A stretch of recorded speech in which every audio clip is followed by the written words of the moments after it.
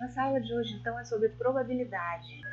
Probabilidade é uma matéria do 5º ano fundamental. A probabilidade é representada por meio de uma fração e nós calculamos a probabilidade da seguinte forma. A gente vai pegar a quantidade de possibilidades de um evento acontecer e vai dividir pelo total de possibilidades. Então, a gente tem uma quantidade de possibilidades, a gente quer saber a probabilidade de acontecer uma possibilidade e a gente vai dividir pelo total dessas possibilidades. Exemplo, qual a probabilidade de que eu viaje no mês de janeiro, considerando que eu posso viajar em qualquer mês do ano? Então, no ano, a gente tem 12 meses, considerando que a gente pode viajar em qualquer mês do ano. Qual a probabilidade que eu viaje no mês de janeiro? Então, como é que a gente vai fazer esse cálculo da probabilidade? A gente vai pegar a quantidade de possibilidades de acontecer, que no caso é o mês de janeiro, é um mês, e vai dividir pelo total de possibilidades. Então, no ano a gente tem 12 meses, 12 possibilidades. A probabilidade de viajar no mês de janeiro é uma possibilidade. Então, a gente vai dividir 1 pelo total de 12 meses. Então, a probabilidade de que eu viaje no mês de janeiro vai ser 1 sobre 12, 1 dividido por 12. Outro exemplo seria, qual a probabilidade de eu viajar na primavera? Eu tenho no ano 4 estações, então a fórmula é quantidade de possibilidades de acontecer dividido pelo total de possibilidades. Então, quantidade de possibilidades eu só tenho uma, e o total de possibilidades eu tenho 4, que são 4 estações do ano. Então, a probabilidade vai ser de 1/4. Então, a probabilidade é a quantidade de possibilidades dividido pelo total de possibilidades. Então, a probabilidade pode ser representada através de uma fração ou de uma porcentagem também. Então, se a probabilidade é 1/4, dividimos por 4 e encontraremos 0,25.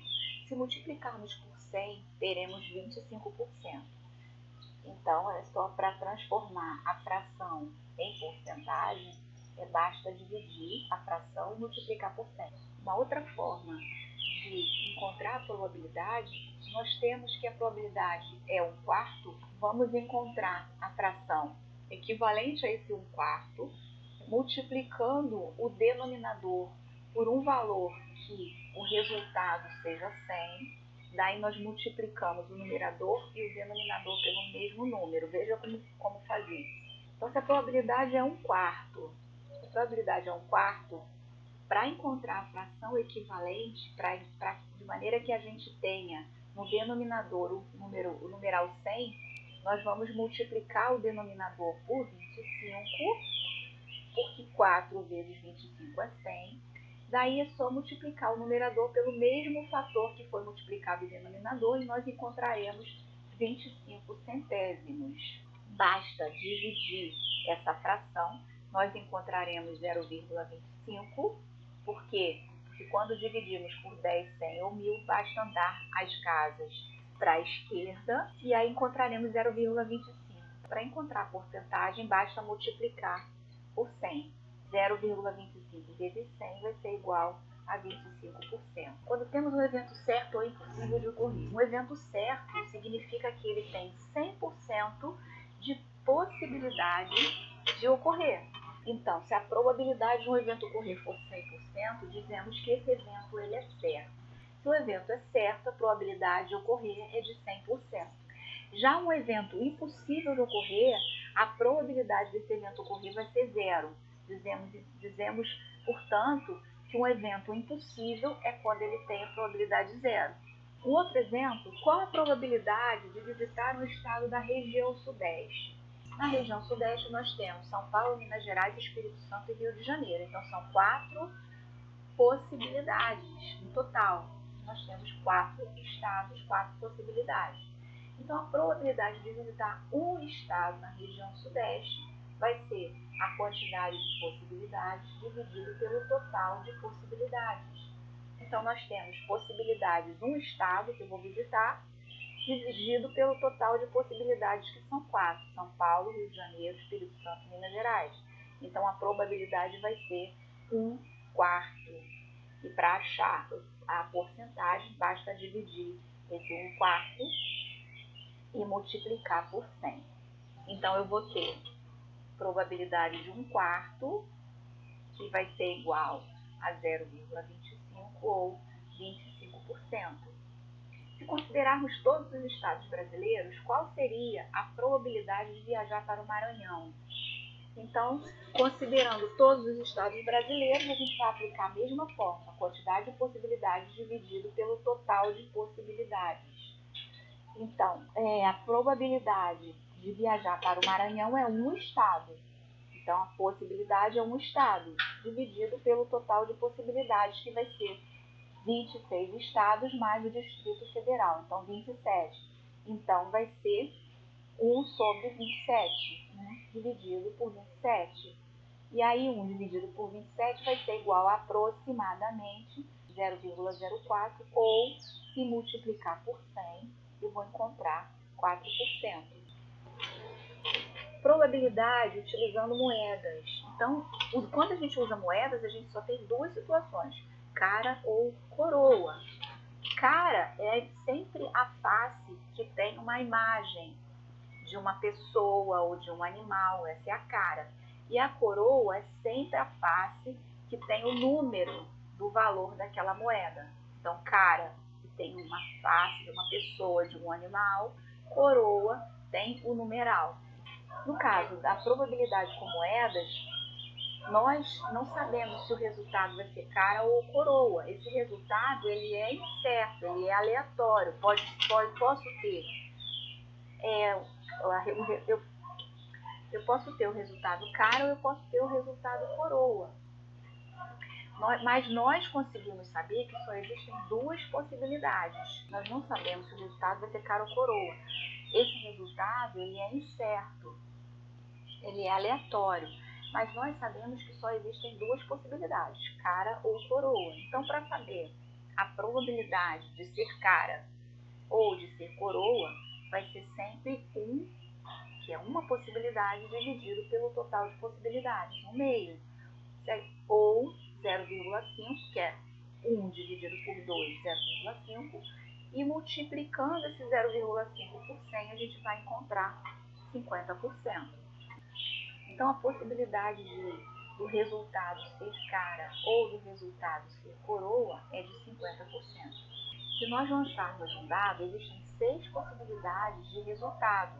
Então, como exemplo, se lançarmos um dado, qual a probabilidade de obtermos o resultado 5? Então, utilizando a fórmula quantidade de possibilidades dividido pelo total de possibilidades, a quantidade de possibilidades é 1, porque só temos uma face cujo resultado é 5, dividido pelo total de possibilidades, que é 6. Então, vai ser 1/6, ou aproximadamente 0,17 ou 17%. Então, qual a probabilidade de ocorrer um resultado par no lançamento de um dado? Então, aplicando-se a fórmula quantidade de possibilidades dividido pelo total de possibilidades, nós iremos encontrar a quantidade de possibilidades, são 3, porque o dado ele possui 6 faces, mas faces pares a gente só tem a face 2, 4 ou 6, então 3 possibilidades. Total de possibilidades são 6, então a probabilidade vai ser 3/6 ou 0,5 ou 50%. Se jogarmos um dado e uma moeda juntos e anotarmos os resultados possíveis, teremos o seguinte quadro. Então, aqui nós temos as faces do dado, 1, 2, 3, 4, 5, 6. E na vertical nós temos as opções da moeda, cara e coroa.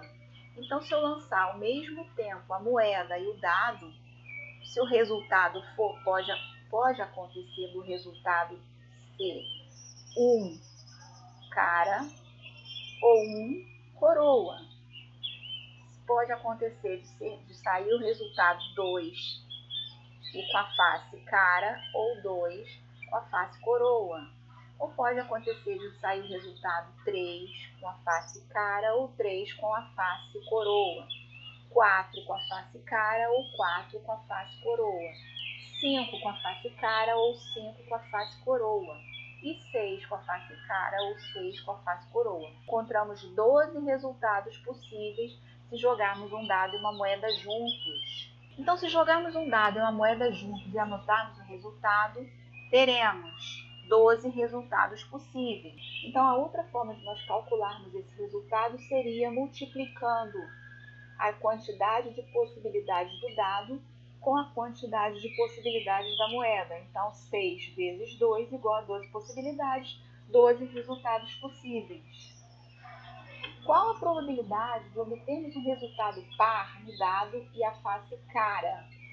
Então, a probabilidade de obtermos um resultado par no dado só pode ocorrer o resultado 2, 4 e 6. Então, são 3 possibilidades.